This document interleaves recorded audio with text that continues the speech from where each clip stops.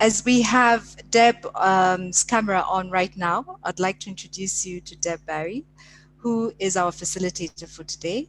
Deb has been working in the humanitarian industry for 25 years, and a lot of it doing remote management, so not limited to the COVID situation. So Deb, would you like to say a quick hello before we move on? Yeah, hi everyone. Really great to be with you. I am loving seeing all of the different countries and cities that we are live to today. So thank you everyone for joining this morning. Wonderful.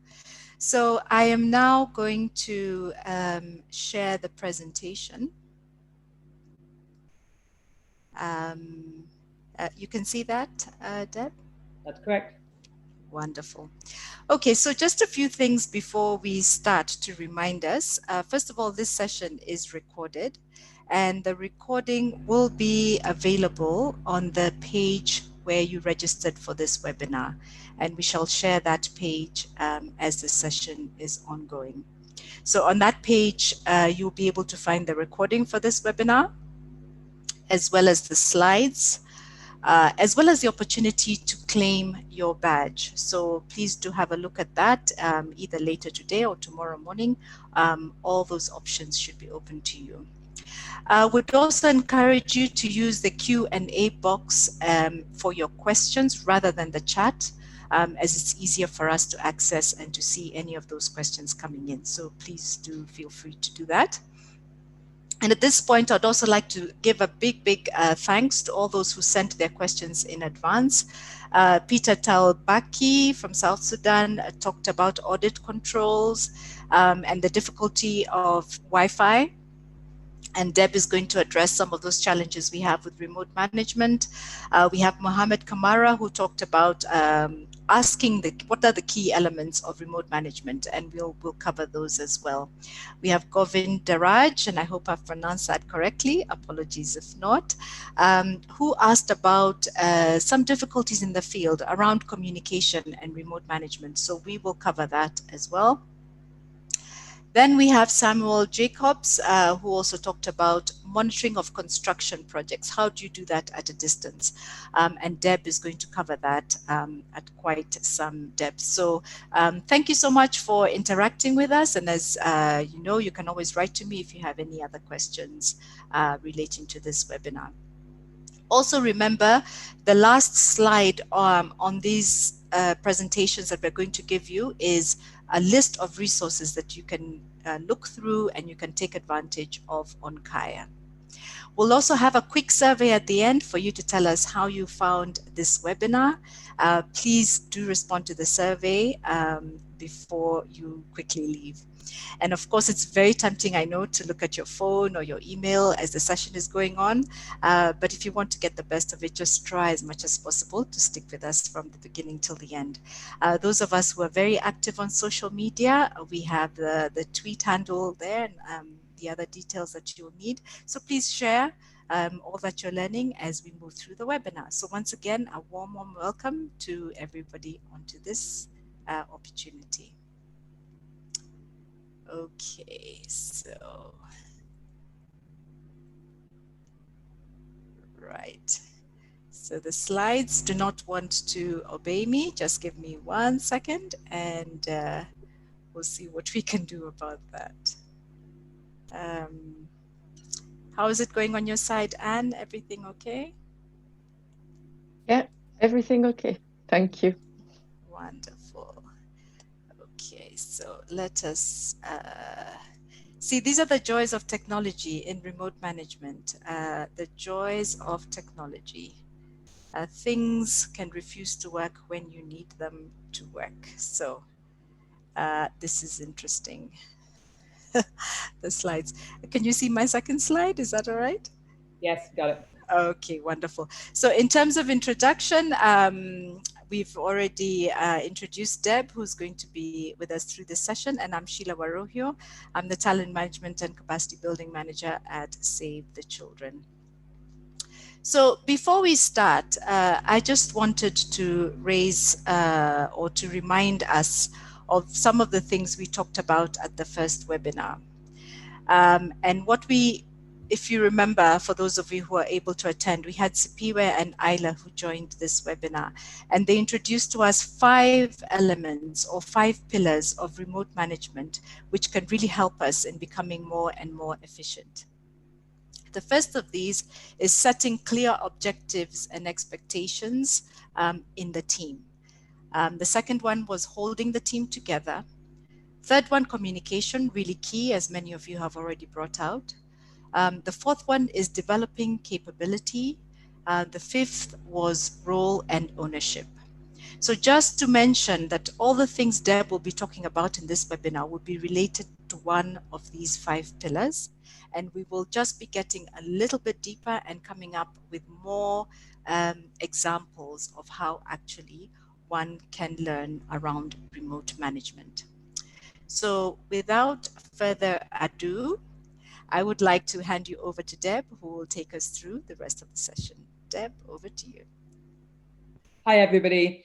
So just as the slide says, we're going to be trying to think today about how to put this into practice of the things that you've been learning about over the last few months. And key to that really has been some of the things that I've learned over the last 27 years, working in over 77 countries for multiple different organizations. There are some reasons why we actually are involved in remote management.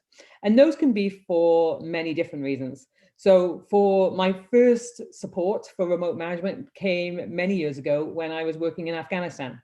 And so for security reasons, I couldn't go to a lot of the areas. And so I learned very quickly as a young person entering the humanitarian world, the importance of trying to support my team, trying to do evaluations, trying to look at those construction problems that were happening in the field through security. There are other times when there's health issues, things that may not allow, either there's a pandemic or there could be an outbreak that means it's very difficult for staff to travel. And so we face new challenges. And right now, for many of you, as we go into this pandemic, this has been something that I know has played on a lot of people's minds. Then there's restrictions. So there's things around travel, visas, those kind of things. So there's many different reasons on why we might enter into a stage where we have to use remote management. That might be for a long period of time. And for right now, it might seem for the last 7 months around the world that you've been dealing with this for a long time. There'll be other times that you might just need to do it for a few weeks, or you might need to do a combination approach. Sheila, can we move on to the next slide, please? We're having some issues. One of the things that we love about remote management. On to the next one after that as well, Sheila, please. So one of the first things that we need to do is really to understand, you need to understand yourself first. Who are you and what do you need? And the reason why I ask that question is it's really important that you know for yourself, what's the type of interaction that you need with people, for example, to start off with. So for example, if you are a person who usually, when you go into the office in the morning, are you a person who likes to go in and have just that quiet time to reflect upon your emails and then think about how you're going to interact with the team? Or are you the person who needs to go off and have your coffee first thing in the morning and talk with everybody and enjoy that social time before you start with your emails? And it might seem something really simple, but when we're talking about remote management, knowing who you are and who your team is and how they interact with you is really important, because we want to give that sense of normalcy. So one of the first things I often say to people when you're thinking about that is try to look at your whole day.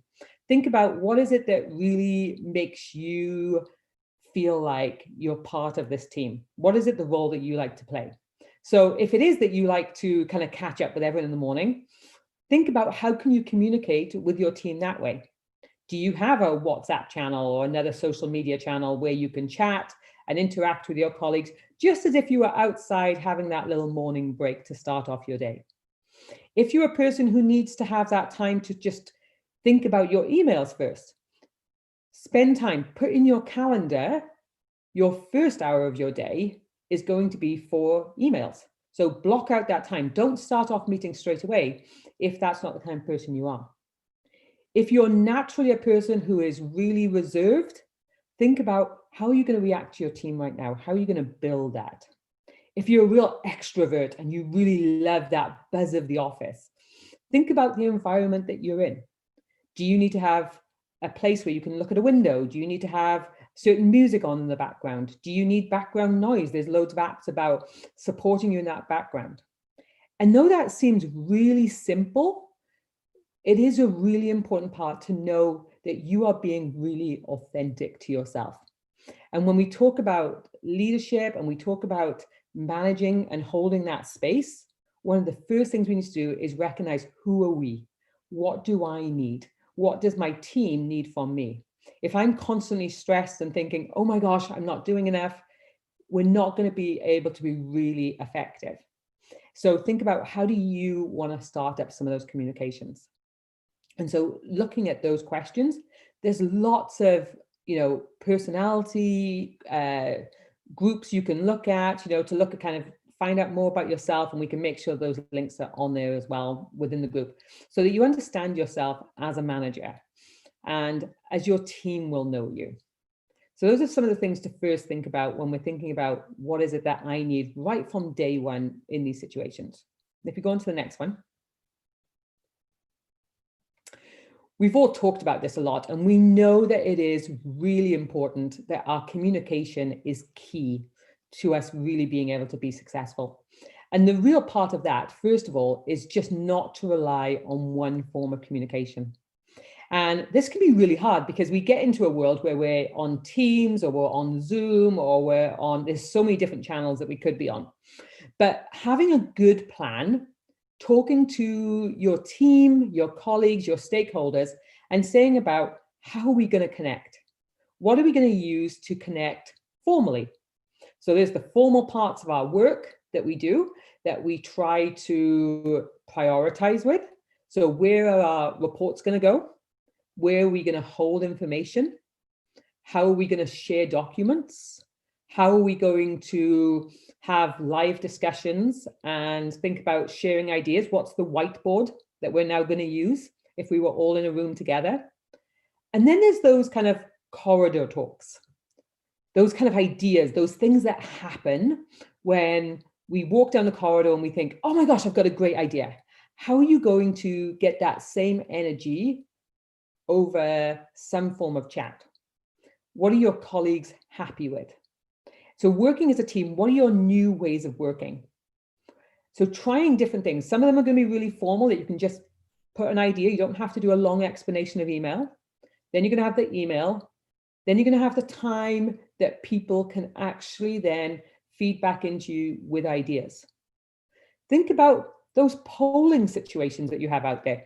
How do you get people's consensus now? Especially, some of you raised the question earlier on about the fact that in a lot of areas, we don't have regular access to email or Wi-Fi connections, and the data connections could be, really difficult for people to get hold of. So having an SMS or some kind of system where you're feeding back into giving ideas or polling, that can be used on really limited Wi-Fi connections.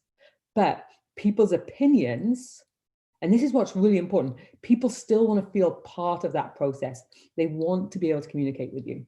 So make a really good plan about all the different types of streaming and different processes that you can use to communicate with. The next part is working out which is the chat service that you're going to be able to use and why. We know that it shouldn't just be all work. None of that is good for any of our wellness. So again, work out, think about, how are we going to have a less formal system? One of the organizations that I've recently been supporting, I loved it that we had a WhatsApp group just for humor. And it was really good because in the mornings, people would come in with their jokes and they would upload things. And if you were having a bad moment during the day, you knew that if you went on to that WhatsApp group, there would be something funny that your colleagues had said during the day. And I really appreciated the effort that people put into that, because you did have that light humor, or they would encourage you about something that they had heard was a really good deal about a place you could take your family over the weekend. So again, having your formal systems, but making sure those informal, natural kind of conversations are still able to happen. And then we want to be able to make sure as well that we are tracking about who is communicating. One of the things that we often worry about is making sure that people aren't bullied in the workplace. And so your communication also needs to reflect that. So you do need to have a group who's monitoring those types of situations. Is there somebody who's always speaking so much within these groups? And if there's somebody who's not speaking within any of these groups, whether it is through chat groups or whether you're in a team meeting or whether you're in Zoom or any of those kind of forums, how do you make sure that they are getting involved?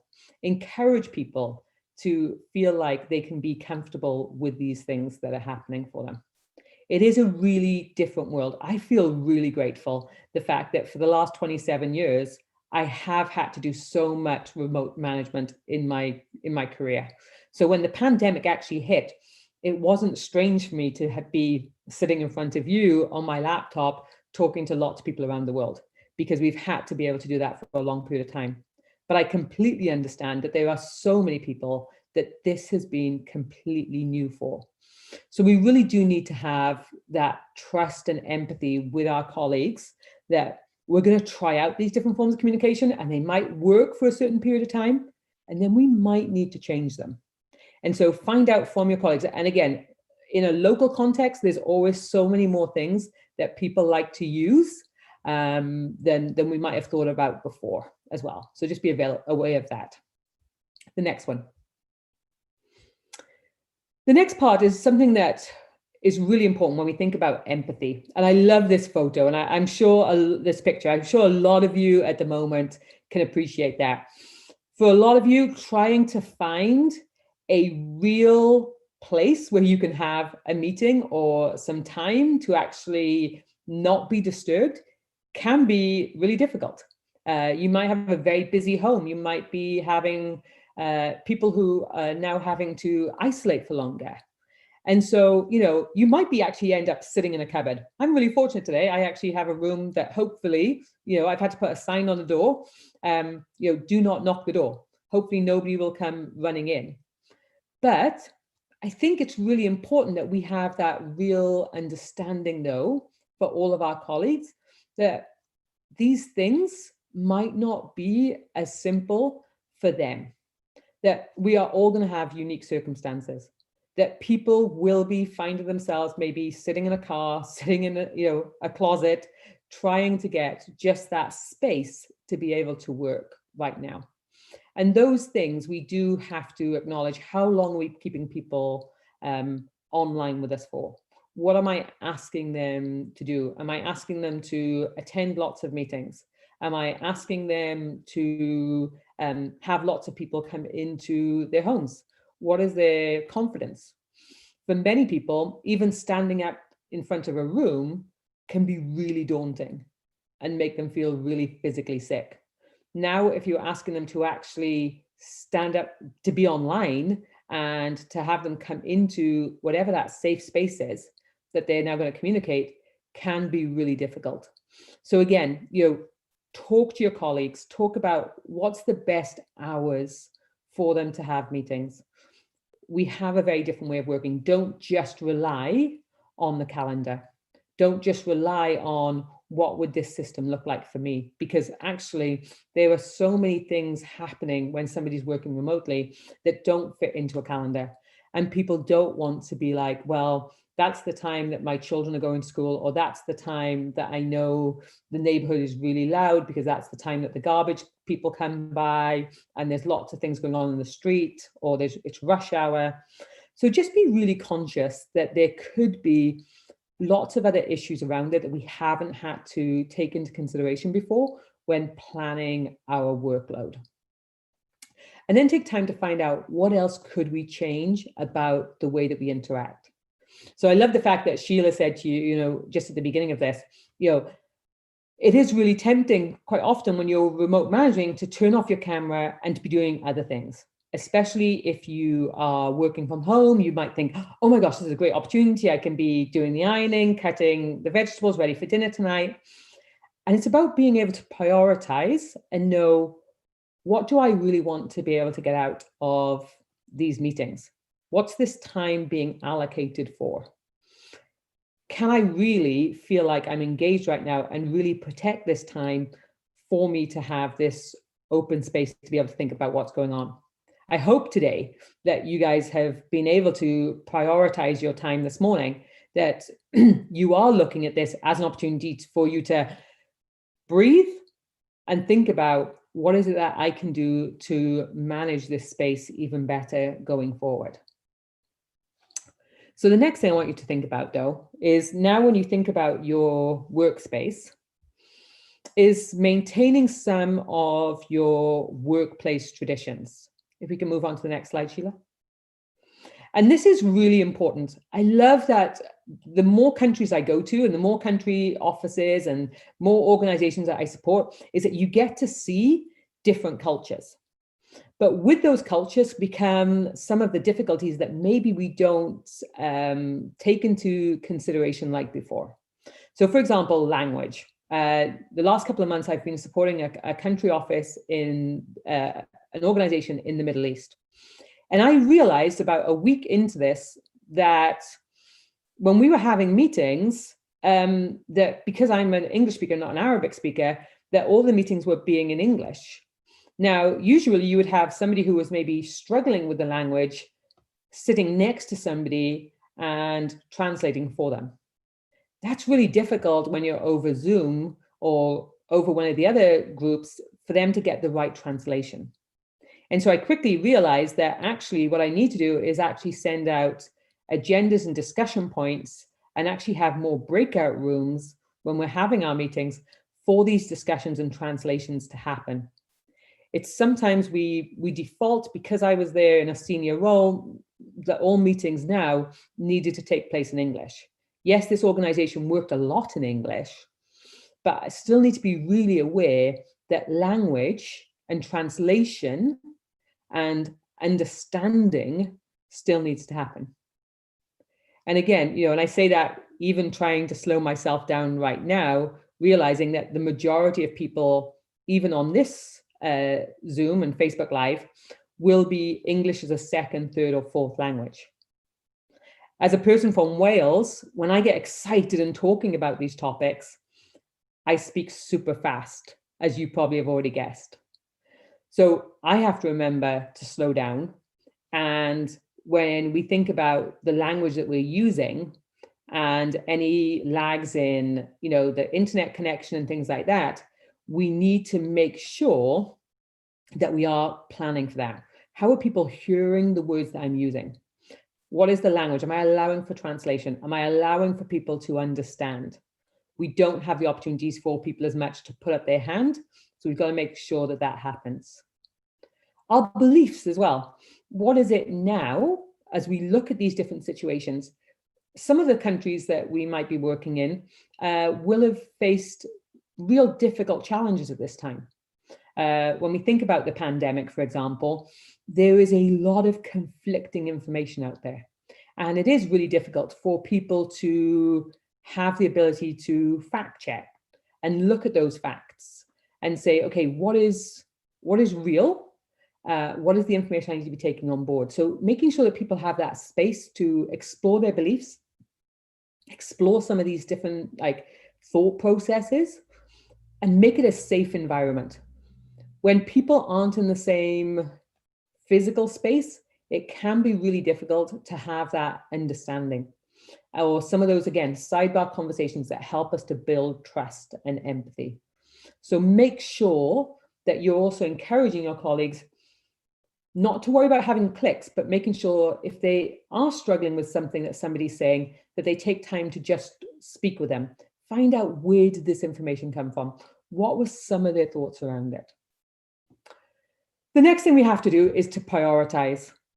We know that it is really difficult right now for so many of the teams. I think about all of the organizations that I've worked with during this pandemic, and especially now because so many organizations, so many companies have been faced with this for the first time, and prioritizing, what do I need to do first? How do I prioritize my needs, the organization or the company's needs, and my staff well-being? And at different times, those are going to fluctuate. Sometimes I'm going to have to put my staff well-being before maybe a deliverable, because I realize the things that they're going through right now, because maybe they're facing a brand new challenge. So having an open discussion and being able to develop those leadership qualities that say, yes, this is how we're going to prioritize our work. Here's what we're going to really focus on. And core to that then as well is understanding that no matter what happens during this whole time, your values don't change. And as I think about some of the organizations that I've worked with, especially when I'm supporting them remotely, one of the things that people are concerned about is, are we going to be really authentic to who we are? And, you know, there is a great time right now to truly be authentic, because you can take away some of those other kind of conflicting issues that might be happening around you, and to think about what values most. And going back to those priorities is going to be really important. And then the final part of this is understanding about what is your culture. What is the culture that you are trying to keep? And so one of the offices that I was just working with right at the beginning of the COVID-19 pandemic, when I had to change a lot of my work, was a culture was about being prepared for the upcoming emergency season in their country. And us being able to still plan that, you know, hurricanes and fires are still going to come. And it was really hard to kind of make that mind shift that we're still going to have seasonal disasters as we start this pandemic. And I still need people to talk about, you know, flu vaccines. I still need people to talk about protecting children at this time, or protecting crops, or allowing people access to legal advice. All of these things were really important, but sometimes we let the big issue of the pandemic overtake that. But how do we keep that culture of being authentic to who we are? Next one. One of the questions that that I have found really important over, especially the last, probably the last 6 months, especially, as I've worked with a number of organizations, both in the United Kingdom and throughout the world. And a lot for the United Kingdom has been, this is a new way of working for them. They're not used to having so many industries close down or not be functioning for a few months. And one of the things that I've had to do is to say about, I want you to go and ask your team about what motivates you right now. And you think about some of the traditional answers that come in. So one of the things that I asked one of the teams that I was supporting, I said, what motivates you? And they said, you know, and maybe the question as well should be about, you know, what do you look forward to? What do you, both in the workplace, but also outside the workplace? So one of the things that came up was people really like to work hard and then take a really lovely vacation with family or friends. And I realized that actually people were not taking their vacation times because they were just holding on and canceling their leave requests, either because there was local lockdowns or because there was they were working from home, there wasn't places to go as normal. And so those kind of traditions and things that they love doing every year were now not going to happen. And so for them, that motivation of working really hard and then taking a really good family or friends vacation time was really stressful. And so even just taking away that because of a pandemic meant that they weren't getting that work-life balance. They weren't stopping to actually just have time to themselves. They were putting in more hours now because they didn't have any alternative of something really proactive to do with their time. They couldn't go out and go to the gym as much. They couldn't go out and be with friends in a social environment. And this kind of restriction was so hard that we actually had to talk about what is wellness now looking like? How can you get that same rejuvenation instead of going on holiday or spending time with your friends? How do you then think about getting that same boost? What are you going to do if you're going to have a couple of days off instead with your family or being at home? How do you not feel isolated? If you are living on your own, how do you put those plans in place? And it is so important that we try to help people understand about what is those motivations now that need to change for you. And then, yes, sorry. Sorry to interrupt you, but I thought I'd ask this question that has come through at this point because it's related to what you're talking about. The fact that we're home, a lot of us, and we have time, so we are working longer hours in the most part. So there's a question that's come in. How do you communicate to your line manager that it's exhausting, this working online, having Zoom meetings of 4 hours is so exhausting.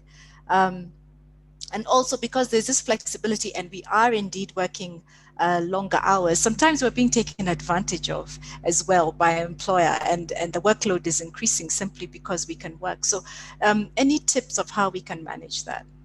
Absolutely. Yeah, no, that's a great question. I think, one of the things that, there's a couple of things that are so important here, and it goes back to this idea of motivating. So you go back to your manager, and hopefully you have, every company and organization should have a wellness strategy throughout this time. And that might sound really formal, but it starts with the simple things of how are we going to disconnect every day? And I say that because you should have real ways of disconnecting. So you need to come to an agreement, for example, that unless it's a super big emergency, after a certain time of day, we're not going to expect a reply to emails we may send out. Now, you may go as far as saying, we're not even going to send emails, we're going to save them in our draft boxes until a certain time so that colleagues who receive them don't feel overloaded with them as they go along. Then one of the things we need to do then is also to think about what is it that we can do to help our colleagues realize about what is it that you need. And we go back to that very first slide. What do you need to be happy? What do you need to be happy in the workplace? Is it really efficient to have a 4-hour Zoom conference? Or are there certain things that could have been done over email? Or is this just a new way of trying to communicate? So when you think about, you plan your meetings, plan out about what the expectations are. How are you going to take some of those expectations and change them into a very different way of working? Managing that would be a really important part of getting a poll back or getting feedback.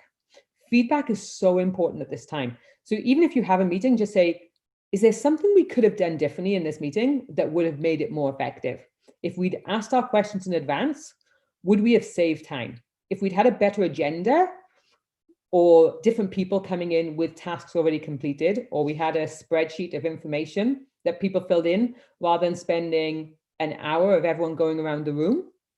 So think about, this is a great time to also put into practice some of those things that you might not have tried before. And so, when you think about like that balance and then setting your own goals, right? At this point, you are ultimately responsible for deciding how are you going to manage that and then feedback to your manager and to your team. So for example, many years ago, I spend 80% of my year probably traveling. And I worked out that the one thing I needed to do for my own stress was that I was not going to work on airplanes, because that was my time to really just relax. If I was going to an office, I knew I'd have to hit the ground running. And I knew that when I came home, when I left a place that I'd been supporting, the minute I came back into landing at the airport, my family was going to expect me to be right with them again. And I needed some way to actually kind of like decompress. And so my time, and I was very clear with people, I would say, I'm sorry, I'm just not going to do that. For many of you, you probably had the same system traveling back and forth to work. You use that time to listen to the radio, to talk, maybe to talk to friends and things like that. And now what you're going to have to do is find that same way to disconnect. So think about that. Even if you're home all day, what is it that you're going to do? And it can be something as simple as lighting a candle at the end of the day when you finish your working hours. It should be, you put on a candle, and those smells of a candle actually just change it to go, right, this is my more relaxation time. And I know it sounds so simple, but our minds are great triggers for that. The same as we can put on a tablecloth on our table. In the daytime, if you're using your kitchen table, when it's plain wood, that's your office. Then when you put a cloth over it, it now becomes the family dining table again. And you're giving a message to you and to your family that this is what I'm now thinking of. Here's what I want to now have my home be. And it can be just about turning a table, turning a chair, giving that message. Putting your out of office on. I found myself in some countries where I was working, especially if I was, away from everybody and I was constantly online, I was living in the office. There's been quite a few countries where I've lived in the same place with everyone, actually having to put an out of office on my phone to say to people, I might physically be here in the same office as you, but I need to take this break right now. And so again, Jimmy, really making a conscious effort to disconnect. Take those apps off your phone on the weekend. Turn Teams off, sign out of that for the weekend, and make it a conscious effort. And explain to your colleagues as well why you're doing it. And a lot of times it's about giving other people as well that permission. One of the things that I've loved when I've said to people, you know what, hey, I made this call many years ago not to work on airplanes. People said, oh my gosh, I thought that was like part of the deal. I thought I had to do it. I thought that's what made me look more professional. When a huge part of leadership is about you being a great example to others about how to actually show good practice. And so if you're demonstrating that and saying, hey, I want everyone to have a better work-life balance, but you keep sending out emails all night long, you're not reinforcing that message. And so really try to communicate, what are you trying? And that will help your colleagues to change that. They'll change their behavior as they see you changing. Next one.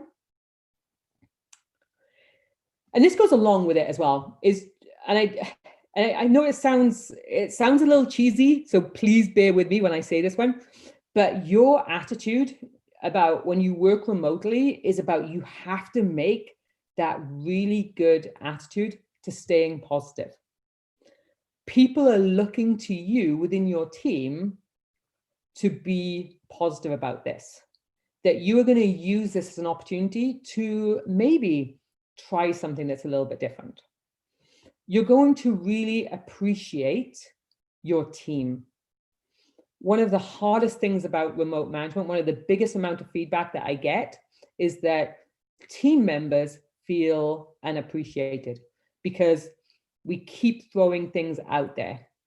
And if we don't get time to really connect with them and just say, hey, you know what? I can't believe we actually did that. We're going to celebrate this success. They're not going to realize the value in that. And so it is really important that we think about those things. And then don't be afraid right now to change up the situations that aren't working for you or haven't worked for you in the past. One of the things that I was working with one of the country offices in the middle of this pandemic was that we could use for monitoring, we'll come on to this in a minute, but for monitoring, we could actually use live streaming to see what is actually happening at the field event, like what's actually happening with that construction. And it was a real kind of like mind-opening because they actually, even before the pandemic, for security reasons, they couldn't get to this area. And now, all of a sudden, they actually thought about, we could actually look at all this construction. We can have times where we can have them actually take us down and look at all of this. We can be with the team and ask for more regular feedback on how the construction's going. And so problems that this office had faced for quite a few years, actually now they've got a better system in place for. We also have local community members now stepping up and being responsible for that recording of information. And we will say to them, with the partner on the ground, that they will come at different times of the day. They have permission to come and do little videos for us. And again, you agree this with your partner. So it's not a surprise. It's not an undercover thing. But that same monitoring will now happen from the community. And providing them with a small little camera, we probably get a lot more information than we've ever had before. And it's not about, stopping work from happening. We can actually be a lot more effective. And then we celebrate these new learning, the tips and tricks of working in this new environment, engaging new people. Finding one of the things that we know right now is that youth are less likely to be carriers, they need to be part of the solution. And so one of the things that we've been able to do as well is look at ways to keep youth socially distanced, but still going out there and being part of this monitoring work that needs to happen. How do you actively keep them engaged when they don't actually have maybe a role in their school groups right now? So looking forward and trying new ways to look at all of this energy. We've got university students in parts of the world who aren't able to go to university right now, but what they can do is be a really big part of the other work that we have. And we can offer, internships right now that look very different, but that can be really supportive to our organization. They can take some of that work because they're not in university. Next one.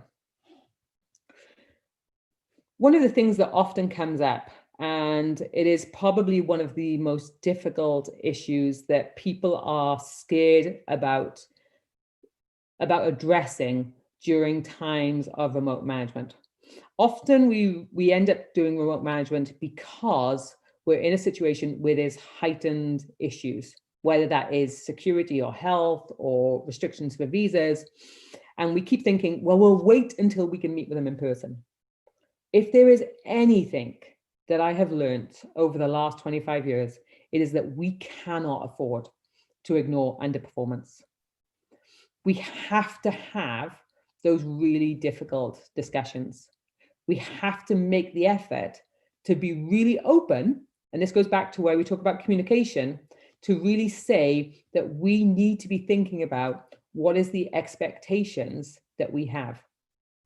Now, this talks about communication because we have to go and we have to be really open about maybe some of our objectives have changed during this time, but the commitment of what we're looking for and the types of performance of the individual or the team still need to be at that high level of accountability.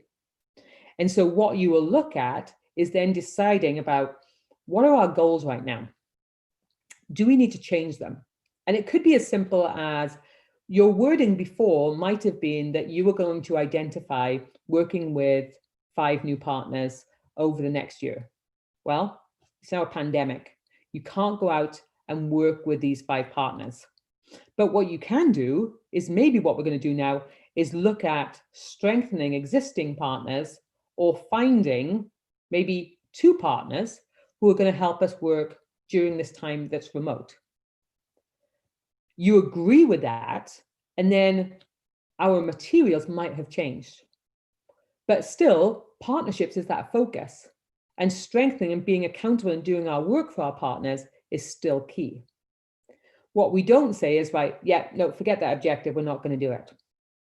We know, though, that as well, at this time, people will be looking at success in a different way. Many of our donors, if you're working in the humanitarian setting, if you are a donor, you will know that many of the communities who we're working with will now look at success in a different way. And so deciding as these different stakeholder groups, what does success look like? I was talking with some people from the health board here in the UK this week, and we were talking about success is that for them, for those people as well in the ICU, is that families will be able to connect with loved ones during this time. They know they can do their job.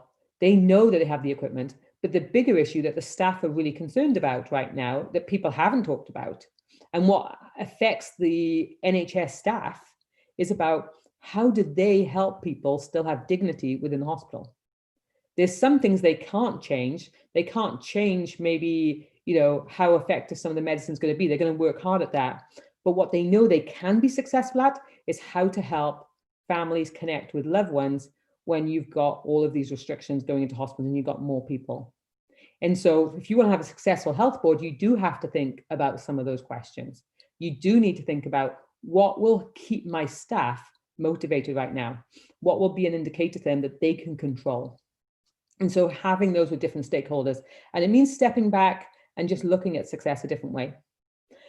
And then try and talk about work streams and be deliverables as much as possible. So for example, if I was talking about working with the National Health Service, I would then say, how much of your health board now can we be investing in buying more tablets so that people can connect? How can we have more PPE and protected corridors that people can now go into and have these conversations with people? Again, learn to improve that performance. Then help staff actually think about, what does my performance now need? We've got a great opportunity like today that you can go on. There's a capacity building. So many times have I heard over the last, and it is beginning to change, during the first 4 months as a consultant, who often supports other organizations, that first, when the airspace first closed, all of my consultancies dropped off for those first 2 months, where people said, you can't travel, we're going to have to cancel capacity building. Which actually, really, this is a time when we actually maybe have a little bit more space.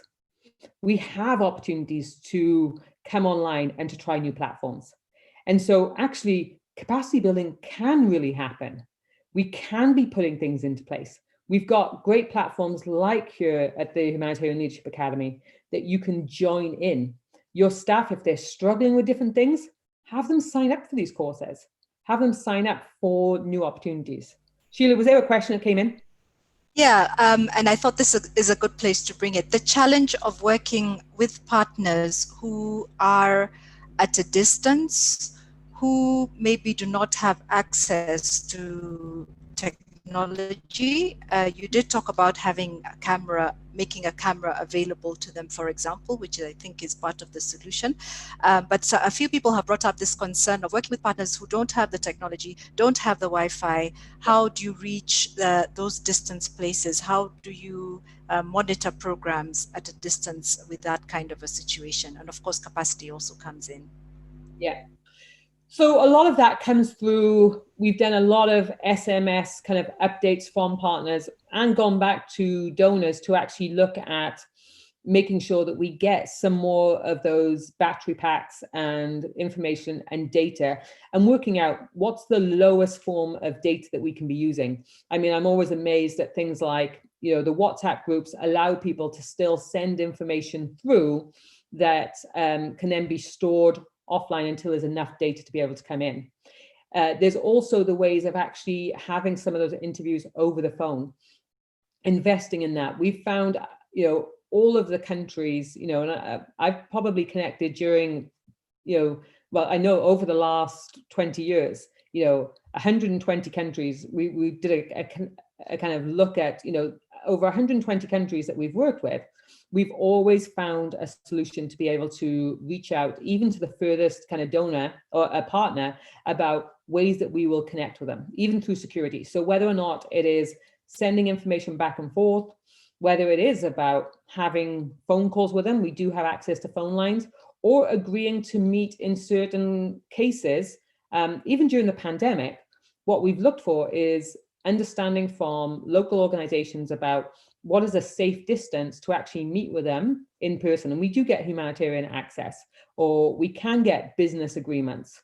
And each of the governments, has really wanted to focus on strengthening the economies. And maybe we need to be a little bit more flexible on looking at, if we feel comfortable and the partner feels comfortable, that we will sit 3 meters apart. We will maybe have 2 more vehicles drive out to these locations, so we're not having people in the car at the same time. It might cost us a little bit more in different resources, but it allows us then, and maybe we have to drive for longer because we're not going to stay overnight somewhere.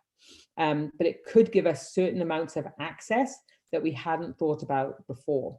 And so what I would say is, when we talk to partners and we try to find out from them about that information. So for example, I had one partner who we had to do an audit for, that actually allowed us to kind of take that audit and make sure that they were faxing information through and then texting us with the updates of information. So it is possible, but it does require us to be a little bit more flexible on it. So I know we have quite a few slides to go through, and I know time and you have a lot of questions. So I'm going to try and just kind of briefly go over some of these things. What is important is about this flexible working schedule. But a flexible working schedule doesn't mean that you have people working for a lot longer of hours, but you allow people to inform you, and this really builds trust, right? Is that you're going to say to them that we'll allow you to, work with us and tell us about what are the really good hours where you can be really productive and what's the hours where you're going to really struggle from. And so that we try to plan in that and don't have them not having to work at those times. And that is a benefit, right? We want people to feel like, you know what, this works for me, and they can work from anywhere. If the quiet part is in the garden, don't judge somebody if you're on a Zoom call and they're sitting out in their garden, because maybe that is a part of where their wellness is. And that is a benefit of working remotely. That saving of time, I know people who commute 2 to 3 hours a day, and now that they don't have to commute, they really enjoy that time because they are being with their families. They're having more time with their family. If you plan this right, working from home can be also really enjoyable because you get to see some of those things. Some of my colleagues have been talking about the fact that they have been able to now retake their children to school. And their kids have really appreciated it, even though it maybe has added a little bit different stress to them. They've enjoyed some of these things that they wouldn't necessarily get to have before. And so that whole commuting can be really difficult. They're also able to spend time and change things in their house to make their connections with their children or with their spouses or with their partners very different right now. So again, promoting these kind of things, talking positively about what we can do when you're at home. You might have more time to actually think about a task, putting that time out if you're able to have more exercise because you've got different kind of time management. So think about, there are benefits of working remotely, and I think those things we do need to positively talk about, because then they will help people feel like this isn't a punishment working remotely. This can actually be really good for my well-being once I work out how to do it. But we do know that there are stresses as well about working remotely, and we do have to take those into part of our consideration. The next slide, Sheila. And one of those is loneliness. People do miss working in that office environment. So really make sure that you help people to think about that. Loneliness is one of the hugest issues. And that could be loneliness of right now, it could be for an individual, but it can also be for a field office. Quite often I hear for, country offices that I've supported where the team might be out, or there may be like 2 or 3 people out in a remote location, like even away from a pandemic, who are right out there, who feel like they're not part of that country office, who feel like they're not part of headquarters. They feel like, you know what, we're so far out here, you don't understand who we are. So loneliness can be personal, but it can also be part of that whole identity of a sub-office as well. And that can be for a company, right? You could have a franchise, and they could have that same loneliness, they're not part of that big umbrella. So being aware of that. Not being able to unplug, and I think so many people have talked about this, that need, where I am. How do I make a reason now not to always be connected? And that has to be something that you constantly work on together. There are so many distractions at home. Being aware of those things, or even if you're working remotely outside, people can come by, you're easily distracted. But don't try and get too beaten up on that, because the same things happen in the workplace as well. You think about all the distractions that happen in the workplace when you're trying to do your job. It can be the same thing at home, but sometimes we kind of give ourselves a harder time about that. Being able to understand as well that you're going to have different time zones that you're now going to be working with. Usually right now, I'd be supporting a couple of organizations out in the US. And so I'm still supporting them as a consultant right now, but that means my working day now starts at 4 o'clock and finishes at midnight. 3 weeks ago, I was supporting an organization in Australia. So I was working 7 o'clock at night till 5 in the morning. Just being aware of that. Sometimes, for some of the people that we're going to have to work with, we might have different time zones that we're going to have to look at. And those can be really hard. Staying motivated. How do you keep people motivated? And then one of the things that we talked about a little bit at the beginning, and this is, I think, becoming a bigger issue, the more and more organizations and companies that I work with, is about encouraging people when they're working remotely to still take vacation time, because you are going to get to a stage now. And I think, if you haven't been planning this now, I would say, please, please, please do this with your teams and as an individual.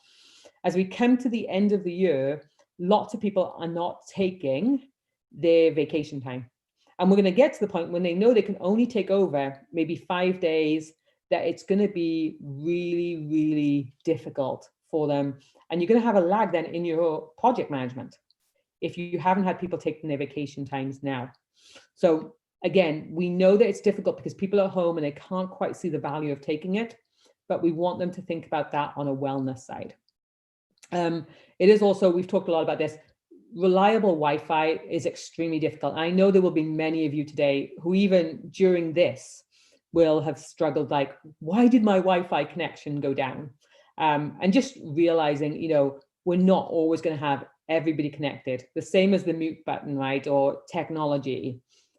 Slides aren't going to work. And we're going to have to just have these things that happen be part of our ways of working, and realize their struggles, and not to blame people, but just appreciate that's part of one of the challenges of working in this environment.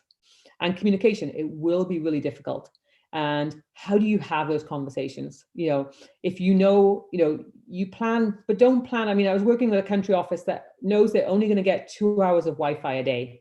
Well, if they're only going to get 2 hours of Wi-Fi a day, I'm not going to plan 2 hours of Wi-Fi to use that whole 2 hours of Wi-Fi for working on the business. Because I also know those team members also really need to have time with their families. And so we're going to talk about, how much time do you need to stay with your family to do those other practical things, and then what do you need to give into business. Don't try to be, well, I'm going to take all that time. Same if you have no electricity. Let those families, let your team members know that you appreciate that they're going to have to charge their laptops when they've got this amount of electricity, but they also might need to spend that time actually vacuuming and cleaning their homes, or allowing their children to watch TV. So again, having those discussions about how to use really limited resources. What could you be downloading at that time that we could then go back and look at and talk over the phone with? But you can be charging your batteries, and I'll give you an extra battery pack so you can be charging more devices, or we can look at added bonuses or added remote financial support so that you can buy a generator or you can buy a small device. But that's also part of our working forward. But it needs to be, it can't all be about work. It has to be about getting that balance in as well. So we did then have, you go on to the next one, some questions from the field that I did want to get to just in the limited amount of time that we have. And we talked about this a little bit, was the audit controls. And how do you put in management within these contexts? And you are going to have to become really creative. And the first thing you're going to have to do is have a detailed plan and reassure all of the stakeholders who are involved in this that you do have a plan. And so part of that plan is that you're going to talk about what are going to be some of the challenges that you're going to face within this now. So within an audit control, for example, what are the expectations? What is the benefit of doing it, that we're going to get information now? And then what is it that we're going to know that the risks are going to happen? And when you think about it, in audits and controls, and whether it's construction or whether it's getting the bid process involved, there is always an element of risk. That can happen at any time. And so, but highlighting them and then trying to mitigate some of those risks is what's really important. So one of the things that we have been looking at with a lot is about, how do you get people to verify information? Who becomes your trusted sources within the community? Do you have another organization? You think about the humanitarian sector, for example, we have many organizations who are all facing the same issue. So could we have a representative, for example, from Mercy Corps or ACTED or Save the Children or from Oxfam? If they're in a geographical area, could they, if it's safe, go and actually help to monitor, just to observe? We're not actually asking them to do the audit, but we're asking them to observe some of the process of questions that are being asked when we're on the phone. We tried this in one of our country offices that I was supporting, and it really made a difference because they all of a sudden had been facing that same challenge, and realized that actually we could use them to be an independent validator. And it helped reassure the donor as well that we were looking at this as a whole sector. We realized that actually our audit reports are going to have to become very different. And we can use somebody to actually support us remotely. So even though I have been here in the UK for the last 8 months, I've still done all of those reporting and evaluations, just like if I'd been there in a country office. And it has meant that we've had to be a little bit outside we've had to think outside the box, but we've also followed the national guidelines. So we've worked out the number of times that I can have staff go out to the field. We've worked out about what's the permission with the donor to now say, what can we do over meetings? What can we do by having verified people we trust in the community go and photograph information? What can we do that allows people to share information through scanning? What can we do that actually shows some of the, so if we think about virtual classrooms, for example, we've then had virtual classrooms that are now being recorded. So we can see if we've been doing teacher training, we can look at the quality of the work that's actually happening there. What this is allowing us to do now as well is actually to go back to the donor and say, virtual classrooms now, if we can download some of this information and use these teaching pods, we can actually then start with our proposals for the next lot, which is allowing us to plan better programming and to have more children have access to education, because we are going to be able to work offline better now because we've already been piloting and testing. So again, our remote management we do have to get a lot of buy-in from the donors, and especially if a donor is in another country and maybe doesn't have a presence in that country office, we do have to explain the situation that's on the ground. And so we can explain the situation that there may be no Wi-Fi in these areas right now. But what's the minimum that they would like to have back right now? What can we be working towards? And then what will we look at as our final success within the next 6-month period? We all know that we're learning together. If there's one thing that I've really learned over the last, again, 20 years, is the more that you engage other stakeholders in these discussions, rather than just trying to think, oh my gosh, what am I going to do on my own? The more people are willing to be really flexible with you. And they're willing to say, well, let's just try that. We'll try having somebody go as an independent person. We'll try having another organization. We'll try having a team of lawyers now give some of their time to help with this audit because they're trusted within the community. And I must say, community members, when we've had some of these discussions and we phoned up community members and said, who do you think we should be trusting within your community to help us to look at construction programs or to look at our auditing or to know that we're getting the best price in the market for PPE? One of the things that they come back with is that real gratitude that we have involved them, not only in designing a program, but that we also really value that they are our eyes and ears on the ground. And I think, hopefully as we look back over this, over the next, year, 2 years, is that we see a very different way that we can practice our work, that we now look for different stakeholders who can be part of our monitoring and evaluation. When we ask for feedback and say, did you receive, adequate, sufficient support during this time? We can change our feedback mechanism systems. Let's not just rely on one way, but actually have people given ideas. One of the things I love to do is to actually involve our youth as well. So taking these young people from university who are desperate to try out new ideas, to run some of these. And, I was just talking to I say a young person last night, I'm getting older, 26, who really wanted to think about how to share questions for a survey to see whether or not people in the community were being served by their local leaders. Was community engagement really happening? And again, using that offline technology, using SMS, but for really open questions, but helping people actually to have more of a voice maybe than before. So we can use this as an opportunity to look at, full audits, part audits, But again, communication is going to be key. The next question that we had from the field, and I think this is one that we've touched on a lot, and especially it is about when there's no electricity, how do you commit to having those networking opportunities? And then how do you actually get training tools and things like that? And again, it's pretty much the same question as we go back to when we talk about auditing and monitoring and reporting of our programs.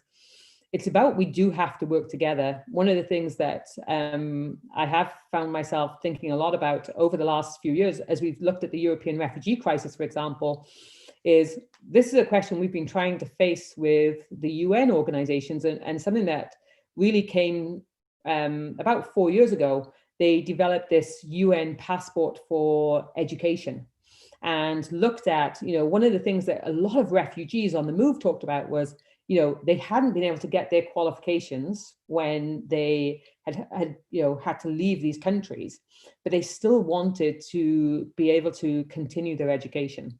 And there has been a lot of work that's been done for refugees in kind of looking at online platforms that they can access to catch up on, still getting a university education or still getting some of the qualifications they've had. And the more that we work together within that refugee section, the more that we're really able to help each other kind of, provide this information out at refugee camps. And I think about some of those work that we've done, and actually those same relationships right now, we should be developing for our own staff and for our own teams.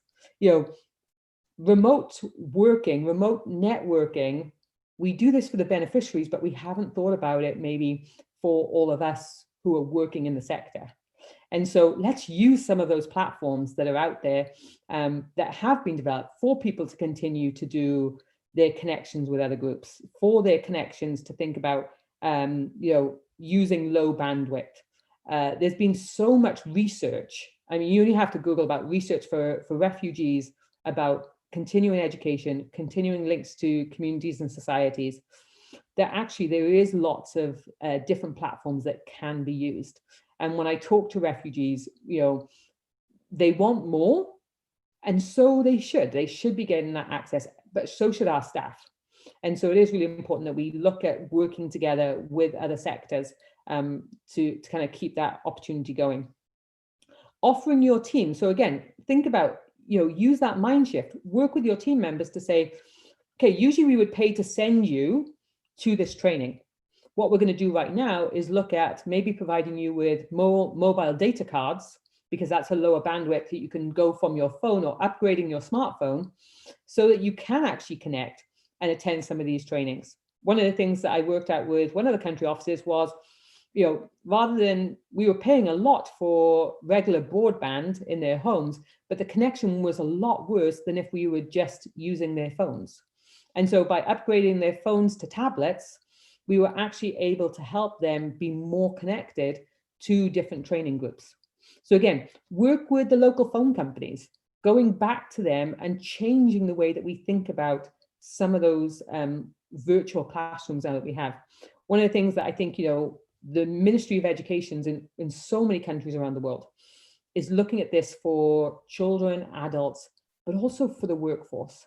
So again, don't be afraid to have these questions with your local service providers to come up with agreements on how can we have these things happen. We're going to be in this for the long term, and not just COVID, right?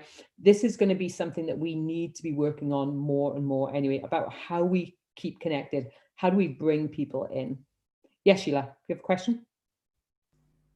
Yes, that's actually one of the things that people are trying to deal with. What happens after this? What does the future look like? Are we going to go back to traditional management? Are we going to have a mixture of remote and traditional? It's one of the things that that has been brought out. There's also been a question to you about the biggest challenge that you have come across in remote management, and I would like to add your biggest success, because we are coming to the end of the workshop. We have 15 more minutes, so yeah, throwing those back at you now. No problem. So I guess just to kind of answer some of those questions as well as we kind of go along, I think, one of my biggest successes that I've loved on remote management is the creativity that comes from being able to work with people who are out there in the field who maybe have felt that they've just been abandoned out there for so long. And I think about one of the first things that I learned from being out there. I was actually out in a country where I couldn't get to an office because of security issues, and just building trust over time with that office and really trying to make those things happen. And we actually had an issue, a big security issue, where a member of the team out there was kidnapped, and having to negotiate from a distance, being hundreds of miles away in the headquarters, and having to negotiate and really reassure that team. But they could pick up the phone and call me, and we could negotiate with the people who were carjacking them and had threatened to kidnap them.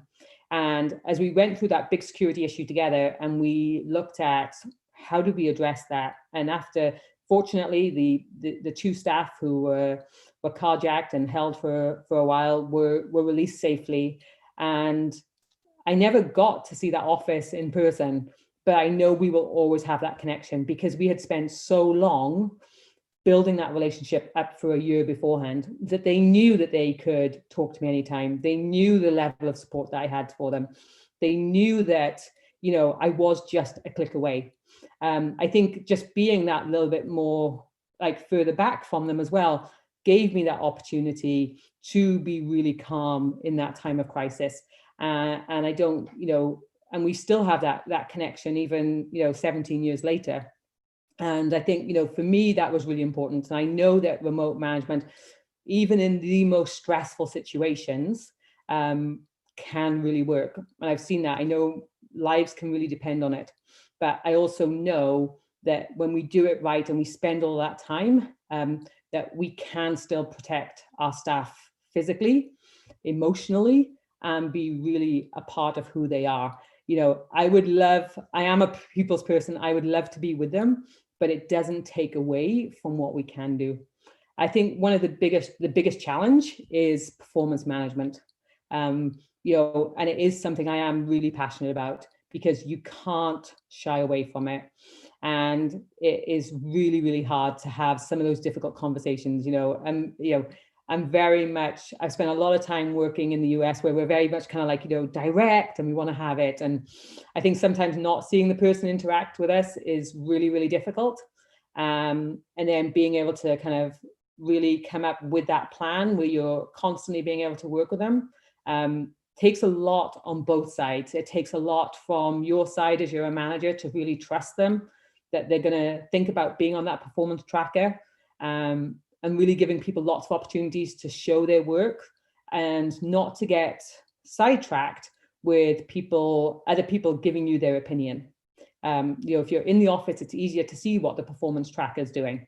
And so you have to have that element of trust, and that can be really difficult. It's a constant struggle.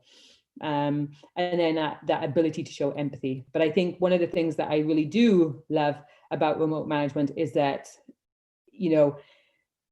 anything is possible, and we really shouldn't let it be the thing that stops us. I've never been in a situation where we haven't been able to accomplish tasks. We've had to think really creatively, and we've had to really think outside the box, but it surely hasn't stopped us from really being part of the team. And I honestly believe it's about what we give into the work that really helps us to be a part of that. And so actually, if I just kind of think about that, how do we help each other stay connected during this pandemic? If we slide down to that slide, Sheila, I think this will just kind of really help as well, is to keep a sense of routine, right? This is really important for you and for your staff, is to really think about, what is it that we're trying to do? If you're a person an organization who regularly goes out on a Thursday afternoon for lunch together, have lunch together, and we've done that, with teams, and we will all sit at our computers and have lunch together and chat, because there's a very different atmosphere. So keep that sense of routine. When you take breaks, invite one of your, friends, or, connect with your family, connect with different people, find different ways to connect with people, and then make time for each other. We're really, even if this is something that you're not comfortable with, please make sure that you take the time to connect with people. It is so hard for people to keep connected. Actually, if you just go back to that slide just beforehand, actually, Sheila, on ways to keep connected, because I think people have talked about that just with the Wi-Fi, is, use those communication tools that are out there. Encourage staff to plan how to use their time. So again, taking into consideration their well-being and their workload. What are the other things that are happening within their lives, within the family, right? Don't make it all about work. Make sure that your questions are, how are you doing physically?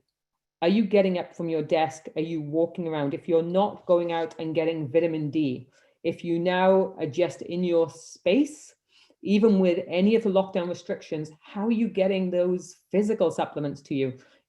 We talk about exercise programs, can you be doing things even in your home just to get that energy level up? How are you doing emotionally? What are you dealing with right now? What has this changed for you? If you have children and you're worried about how they are coping with the news, what's feeding your mindset right now? And then how so look at those: physical, emotional, social, and spiritual. And it is really important that we look at those questions, and as team members, we should be asking each other. And I love the fact that I have friends and colleagues who regularly ask me these questions. How are you doing on all those 4 things, right? Don't just say, hey, how are you? Because we're so good about just saying, I'm good, but really try and make your questions a lot more open to your colleagues. They don't have to report to you to keep them connected. They might feel like, oh, nobody else is talking about this. So please make sure you spend that time connecting with them. Think of ways as well, offer team members more opportunities to connect with loved ones, friends, and have that social connection. Try to encourage them at this time. We don't want them to feel isolated. It's not all about work. So in your connections, encourage them to use their vacation times. I just spent a whole workshop with a country office talking about activities you can do as families when you're stuck inside for the day. And it's about making brand new memories, either for yourself if you live on your own or with your children. It's about, now, if you can't go on vacation, let's make sure that we're really doing some new fun memories. So you're building those relationships, and make sure that your team see you valuing that. We want to value who you are as an individual, and we want you to, no matter where you are working remotely, or we will, I think the question came up earlier on, which is a really good question about, after this, hopefully you will have a combination approach. I think the number of organizations I've talked to and companies who are going to use this as an opportunity to change the way that we work going forward, that a lot of organizations and companies are thinking about, do we need to have everybody in the office all of the time? Do we need to have everybody running trainings around the world? It has made me think about, was every single one of those trainings that I usually would have done beforehand, do I need to now do them in person, or which ones of these can I still continue to do virtually? What's the virtual things I can still do, and what do we need to be more physically present for? What are some of the things that we have missed, and what can we be able to add into? So it is going to take us, as we breathe a little more, we become a little bit more comfortable, we can then think about some of these questions. And then really importantly, we want to bring new staff in on board as well. I wanted to just really connect about this. Organizations still are onboarding staff.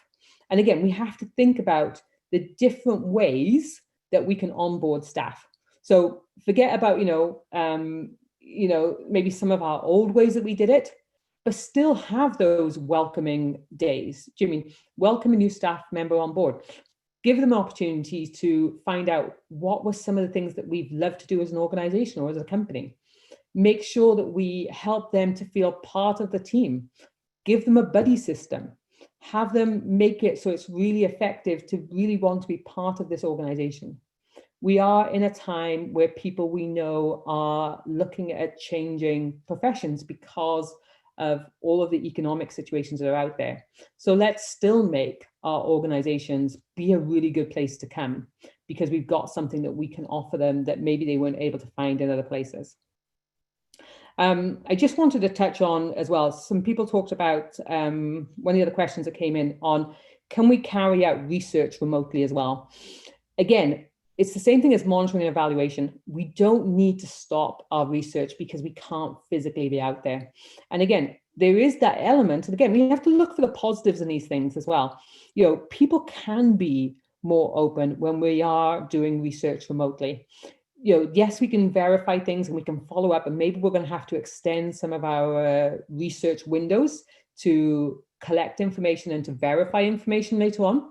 But what it does do is that we can allow people to be more open with us. They can understand the survey monkeys that are out there. There is the SMS feedback system. There are ways that beneficiaries can share information with us. They can be designing their own podcasts of their journey throughout these different situations. They can be providing us with stories from the field. Community members can be a really important part of the work that we do on research. We can be helping people on professions right now change what they were then doing beforehand. So, for example, one of the things that we've been able to help in one of the countries that I've been supporting is, as people aren't able to use and go to the theatres and things like that, we've got those guys who've got all of this great technology equipment being able to actually train young people to be doing monitoring at the field level. So again, you know, allowing people to then bring in new resources. We've got people who are doing more and more food deliveries than ever before because of the pandemic.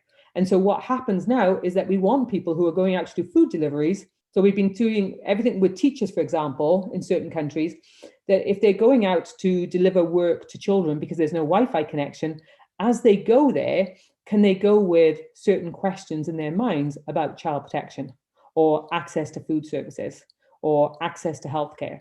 And then what we do is that we look at how that referral pathway and the research, and we give teachers or support workers, community support workers, extra materials that they can go out to the community.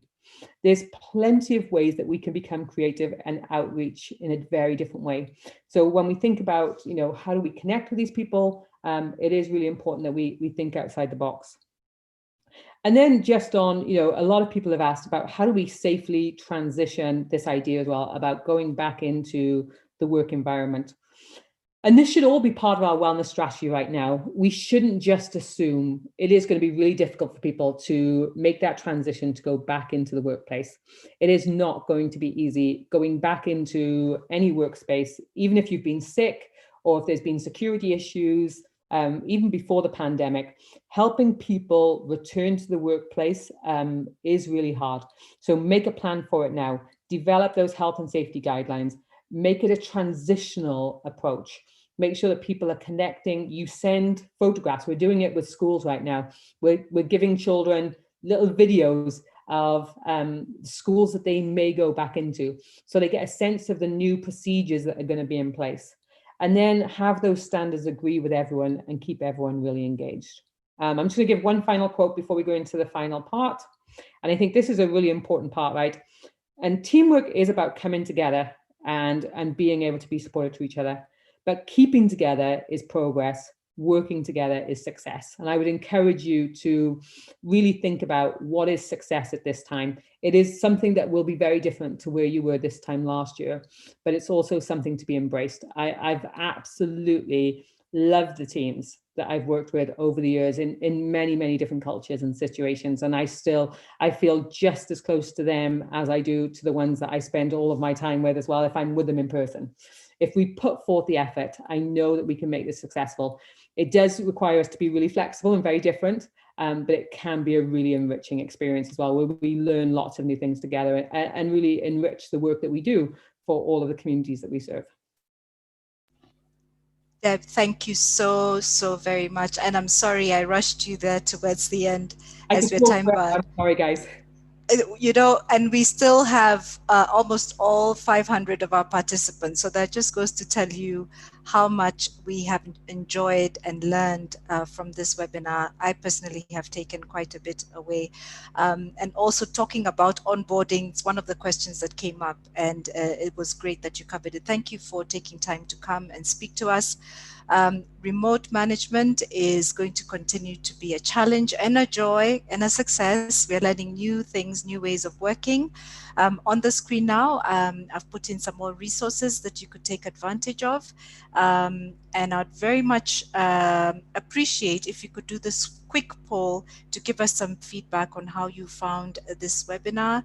It shouldn't take you very long in terms of letting us know how useful it was for you. And as you're putting that in, just like to say, wishing you the best moving forward. This is the last webinar we'll be running from the HLA this side of the year. And we very much look forward to having some more next year. If you have topics that you feel are topical and you'd like us to run, I do encourage you to get in touch. And let us know. If you just go again to the page where you registered for this webinar, all the contacts are available. Recording is available, slides are available. There's been a lot of questions about how to get access to this webinar after, so please feel free. It looks like we have got about a third, almost 2/3 of our participants still voting. Please do go ahead voting, and then we can see. It looks like this was a really useful webinar for everyone, and that's encouraging. I'll just give a few more minutes as people continue to put in their vote. I can see it's just almost done. Deb, I hope you've also found it interesting. And sorry, you're Yeah, no, so I was just reading some of the questions. I wish I'd had time to answer the questions as well. I was like, I'm trying to read through them. There's some great questions there, guys. And please do talk to your colleagues as well and try and find out, have these discussions, because I think, and talk to people from other organizations and companies. Talk to the private sector as well about how they're addressing some of these issues. There's a lot we can be learning from each other at this time. That's exactly right. I tried to get some of those main questions that came through. There were so many. So I hope you feel that we've answered the most topical questions. So I'll end polling now. And yeah, very encouraging that almost all of you have really found this quite useful. And you're going to be able to apply this to your work. So this is all thanks to you, Deb, for your input. And I'd also like to say a special thank you to the Humanitarian Leadership Comms team. That's Anne and Lucy, who've been working behind the scenes to assist. And apologies for also the fact that we didn't show the slides in a slideshow format. We had some technical difficulties to begin with, and we talked about that as some of the challenges. And this was what was working. So apologies for that, and thank you for your patience. Have a lovely rest of your Thursday. Have a lovely Christmas, and we look forward to continuing to communicate. Bye-bye now. Thanks, everyone.